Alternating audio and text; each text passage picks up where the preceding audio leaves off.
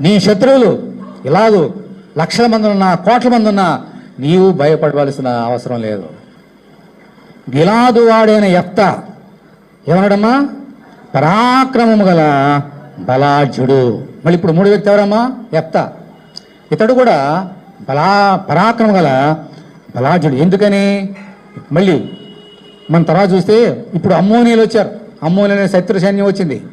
వారు కూడా చాలామంది ఉన్నారు. వారిని గెలవడం కూడా అసాధ్యం. ఆయన గిద్యోను వల్లే నేర్చుకున్నాడు. గిద్యోను చూసి నేర్చుకున్నాడు యెఫ్తా. నేను కూడా దేవుని నమ్ముకుంటా, ఆయన నమ్ముకుని ఆధారం చేసుకుంటా అని చెప్పేసి వారు కూడా లక్షల మంది కోట్ల మంది ఉన్నా ఒక క్షణంలో వారిని గెలిచాడు. దేవుని స్తోత్రం, హల్లెలూయా.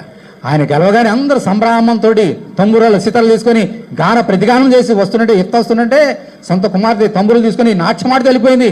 అంతమంది నేను ఒక్కడే గెలిపించావా అని. అంత ధైర్యవంతుడు, పరాక్రమం గలవాడు యెఫ్తా.